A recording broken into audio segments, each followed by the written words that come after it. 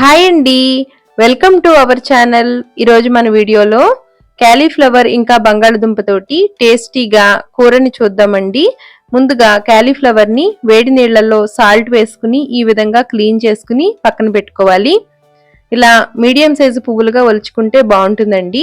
ఇప్పుడు బంగాళదుంపని నేను ఇక్కడ చిన్న సైజు బంగాళదుంప తీసుకుంటున్నానండి. మీరు పెద్ద సైజు బంగాళదుంపని తీసుకుంటే కనుక ముక్కలుగా కట్ చేసుకోండి. వీటిని ఉడికించుకుని పక్కన పెట్టుకోవాలి. ఇప్పుడు స్టవ్ మీద ప్యాన్ పెట్టుకుని కూరకి తగినంత నూనె వేసుకుని నూనె వేడైన తర్వాత ఆవాలు ఇంకా జీలకర్ర కొద్దిగా ఇంగువ వేసుకుని ఈ పోపుని ఫ్రై చేసుకోవాలి.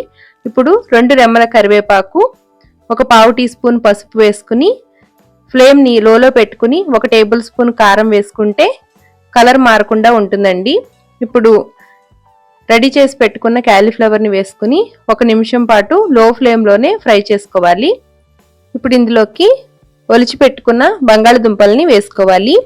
ఈ కూర అన్నంలోకి చపాతీలోకి చాలా బాగుంటుందండి. ఇప్పుడు ఇందులోకి రుచికి తగినంత సాల్ట్ వేసుకుని ఒకసారి మొత్తం అంతా బాగా కలిసేలాగా కలుపుకోవాలి. ఇందులో ఉల్లి వెల్లుల్లి ఏమీ వేయనవసరం లేదండి, చాలా టేస్టీగా ఉంటుంది. వారాలప్పుడు ఉల్లి వెల్లుల్లి లేకుండా తింటారు కదండి, అలాంటప్పుడు ఇలా ఒకసారి ట్రై చేసి చూడండి. ఇప్పుడు 1 నిమిషం పాటు ఫ్రై చేసుకున్న తర్వాత మూత పెట్టుకుని మధ్య మధ్యలో కలుపుతూ మగ్గించుకోవాలండి. ఈ కూర ఉడకడానికి కూడా ఎక్కువ టైం పట్టదండి, కేవలం 10 నిమిషాల్లో తయారు చేసుకోవచ్చు. చూస్తున్నారు కదండి, క్యాలీఫ్లవర్ చాలా సాఫ్ట్గా మగ్గిపోయింది. ఇప్పుడు ఇందులోకి మీడియం సైజు టమాటా తరుగుని వేసుకోవాలండి. ఇలా మొదట కాకుండా కూర చివరిలో టమాటాలు వేస్తే ఫ్లేవర్ చాలా బాగుంటుందండి. ఇప్పుడు మనకి గ్రేవీ లాగా కావాలనుకుంటే చిన్న గ్లాసుడు వాటర్ వేసుకోవచ్చండి. ఈ కూరని డ్రైగా అయినా చేసుకోవచ్చండి, బాగుంటుంది. ఇప్పుడు మూత పెట్టుకుని కొద్దిగా టమాటాలు సాఫ్ట్గా అయ్యే వరకు మగ్గించుకున్న తర్వాత ఒక పావు టీ స్పూన్ గరం మసాలా, కొద్దిగా కసూరి మేతిని ఈ విధంగా నలిపి వేసుకుంటే ఫ్లేవర్ చాలా బాగుంటుందండి. ఇప్పుడు ఇందులోకి కట్ చేసి పెట్టుకున్న పచ్చిమిర్చి, కొత్తిమీర తరుగు వేసుకుని మొత్తం అంతా బాగా కలిసేలాగా కలుపుకుని మూత పెట్టుకుని 1 నిమిషం మగ్గించుకుంటే పచ్చిమిర్చి ఫ్లేవర్ కూరకి బాగా పట్టి టేస్ట్ చాలా బాగుంటుందండి. ఇప్పుడు లేత మామిడికాయలతోటి తయారు చేసే మామిడికాయ మెంతి బద్దల్ని చూద్దామండి. సీజన్లో ఫస్ట్ వచ్చే లేత మామిడికాయల్ని ఈ విధంగా మెంతి బద్దల కింద తయారు చేసుకుంటే చాలా టేస్టీగా ఉంటుందండి. ఇవి 15 రోజుల పైనే నిల్వ కూడా ఉంటాయి, చాలా రుచిగా ఉంటాయండి. సింపుల్గా తయారు చేసుకోవచ్చు. ముందుగా స్టవ్ మీద ప్యాన్ పెట్టుకుని 1 టేబుల్ స్పూను నూనె వేసుకోవాలి. నూనె వేడైన తర్వాత 1 కప్పు మెంతులని వేసుకోవాలి. 1 కప్పు మెంతులకి 3 కప్పుల ఆవాలని వేసుకోవాలండి. నేను ఇక్కడ ఎక్కువ క్వాంటిటీలో మెంతికారం తయారు చేసుకుంటున్నానండి. మీరు తక్కువైనా తయారు చేసుకోవచ్చు. 1 టేబుల్ స్పూను మెంతులకి 3 టేబుల్ స్పూన్ల ఆవాల చొప్పునైనా తీసుకోవచ్చు. ఇప్పుడు ఇందులోకి ఒక 12 వరకు ఎండుమిర్చిని మజ్జిగ తుంచి వేసుకుంటే లోపలి వరకు సమానంగా వేగుతుందండి. ఇలా మెంతికారాన్ని ముందుగానే తయారు చేసి పెట్టుకుంటే అప్పటికప్పుడు నిమ్మకాయ కారం, ఇలాగే మామిడికాయ మెంతి బద్దలు, ఉసిరికాయ మెంతి బద్దలను కూడా తయారు చేసుకోవచ్చండి, చాలా బాగుంటాయి. ఇప్పుడు లో ఫ్లేమ్లో మెంతులు ఆవాలు బాగా వేగేలాగా కలుపుతూ ఫ్రై చేసుకోవాలండి. ఆవాలు మెంతులు చిటపటమనే సౌండ్ వచ్చే వరకు ఫ్రై చేసుకోవాలండి. అప్పుడు చేదనేది ఉండదు. ఈ విధంగా ఫ్రై చేసుకున్న తర్వాత ఒక కంచంలోకి తీసుకుని బాగా చల్లారిన తర్వాత మిక్సీ జార్లోకి తీసుకోవాలండి. వేడి మీద మిక్సీ చేస్తే చేదొస్తుందండి. ఇప్పుడు ఈ విధంగా మిక్సీ చేసుకుని వేడి తగ్గిన తర్వాత గాజు సీసాలో స్టోర్ చేసుకుంటే మనకి చాలా రోజులు నిల్వ ఉంటాయండి. ఇప్పుడు మెంతి బద్దలను తయారు చేయడం కోసం 4 పుల్లటి మామిడికాయలను తీసుకున్నానండి. మీరు లేత మామిడికాయ పిందులతోటైనా ఈ మెంతి బద్దలను తయారు చేసుకోవచ్చు. వీటిని ఈ విధంగా ముక్కలుగా కట్ చేసుకోవాలండి. మీకు చిన్న సైజు ముక్కలుగా కావాలన్నా కూడా కట్ చేసుకోవచ్చు. నేను కొద్దిగా పెద్ద సైజు ముక్కలుగా కట్ చేశాను.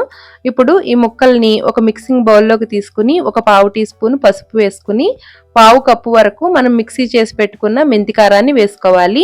పావు కప్పులో సగం సాల్ట్ వేసుకోవాలండి. సాల్ట్ కొద్దిగా తక్కువగానే వేసుకోవాలి. అలాగే పావు కప్పులో సగం పచ్చికారాన్ని వేసుకోవాలి.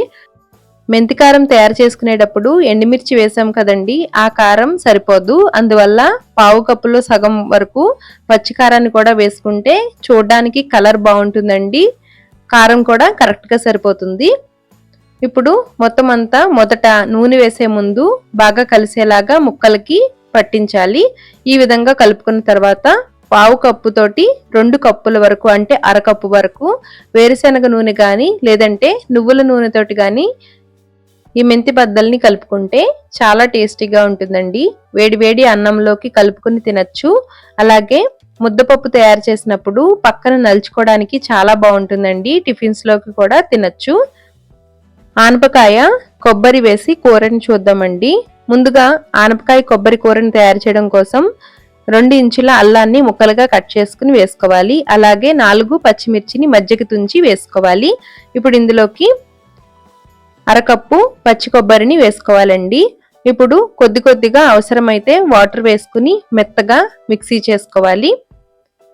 మీ దగ్గర కొబ్బరి ముక్కలు ఉన్నా కూడా అరకప్పు వరకు వేసుకోవచ్చండి. ఇప్పుడు ప్యాన్ లోకి ఆయిల్ వేసుకుని ఆయిల్ వేడైన తర్వాత ఆవాలు, జీలకర్ర, మినప్పప్పు, శనగపప్పు వేసుకుని ఈ పోపుని దోరగా ఫ్రై చేసుకోవాలి. ఇప్పుడు ఇందులోకి 2 రెమ్మల కరివేపాకు, ఒక పావు టీ స్పూన్ పసుపు వేసుకుని మిక్సీ చేసి పెట్టుకున్న కొబ్బరి పేస్ట్ని వేసుకుని 1 నిమిషం పాటు ఫ్రై చేసుకోవాలి. ఈ విధంగా పచ్చివాసన పోయే వరకు కలుపుతూ మగ్గించుకోవాలి. ఇప్పుడు ఇందులోకి కట్ చేసి పెట్టుకున్న ఆనపకాయ ముక్కల్ని వేసుకోవాలి. లేత ఆనపకాయతోటి ఈ కూర వండుకుని తింటే చాలా టేస్టీగా ఉంటుందండి. ఇందులో పచ్చికారం కానీ లేదంటే ఎండుమిర్చి కానీ ఏమీ అవసరం లేదండి. ఈ పచ్చిమిర్చి వల్ల వచ్చే ఫ్లేవరే చాలా బాగుంటుంది. ఇప్పుడు ఇందులోకి రుచికి తగినంత సాల్ట్ వేసుకుని మొత్తం అంతా బాగా కలిసేలాగా కలుపుకోవాలి. మూత పెట్టుకుని ఫ్లేమ్ని మీడియంలో పెట్టుకుని కలుపుతూ మగ్గించుకుంటే ఆనపకాయలోంచి ఎక్కువ వాటర్ అనేది లేకుండా ఉంటుందండి. ఈ కూర అన్నంలోకి, చపాతీలోకి చాలా టేస్టీగా ఉంటుందండి. మీడియం ఫ్లేమ్లో పెట్టుకుని కలిపితే ఎక్కువ వాటర్ లేకుండా ఉంటుంది. ఇప్పుడు కూర అంతా ఇలా బాగా ఉడికిపోయిన తర్వాత కొత్తిమీర తరుగు వేసుకుని కలుపుకుంటే చాలా బాగుంటుందండి.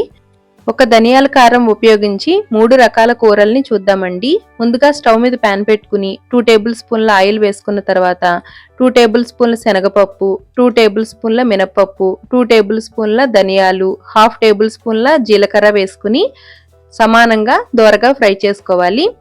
ఇందాక మెంతికారం చేసినట్టుగానే ధనియాల కారాన్ని కూడా ఎక్కువ క్వాంటిటీలో తయారు చేసుకుంటే మనకి ఎప్పుడంటే అప్పుడు కూరల్ని తయారు చేసుకోవచ్చండి. ఇప్పుడు ఇందులోకి కారానికి తగినట్లుగా ఒక 15 నుంచి 20 వరకు ఎండుమిర్చి వేసుకుని ఫ్రై చేసుకోవాలి. ఇక్కడ నేను కాశ్మీరీ మిర్చి తీసుకుంటున్నానండి. ఇవి కొంచెం కారం తక్కువగా ఉంటాయి. మీకు కొంచెం కారం ఎక్కువగా కావాలనుకుంటే మరికొన్ని ఎండుమిర్చిని వేసుకుని ఫ్రై చేసుకోవచ్చండి. ఇవన్నీ ఇలా సమానంగా వేగేలాగా ఫ్రై చేసుకోవాలి. బాగా చల్లారిన తర్వాత మిక్సీ జార్లోకి తీసుకుని కచ్చా పచ్చాగా అయినా మిక్సీ చేసుకోవచ్చండి, లేదంటే ఫైన్గా అయినా మిక్సీ చేసుకోవచ్చు. ఆయిల్ ఎక్కువగా వేయకుండా ఉన్నట్లయితే ఫైన్గా గ్రైండ్ అవుతుందండి. ఇప్పుడు మొదటగా వంకాయ కూరని చూద్దామండి. స్టవ్ మీద ప్యాన్ పెట్టుకుని కూరకి తగినంత ఆయిల్ వేసుకుని పోపు దినుసులు, శనగపప్పు, మినపప్పు, ఆవాలు, జీలకర్ర, ఇంకా 2 రెమ్మల కరివేపాకు వేసుకుని పోపు బాగా వేగిన తర్వాత కట్ చేసి పెట్టుకున్న వంకాయ ముక్కల్ని వేసుకుని ఒక పావు టీ స్పూన్ పసుపు, కూర రుచికి తగినంత సాల్ట్ మొదటే వేసుకుని బాగా కలిసేలాగా కలుపుకోవాలి. ఈ వంకాయ ధనియాల కారం కూరని లేత వంకాయలతోటైనా తయారు చేసుకోవచ్చండి. చాలా బాగుంటుంది. మన ఛానల్లో వంకాయతోటి చేసిన వెరైటీలు చాలా ఉన్నాయి. ఎండ్ స్క్రీన్లో లింక్ ఇస్తాను, ఒకసారి చూడండి.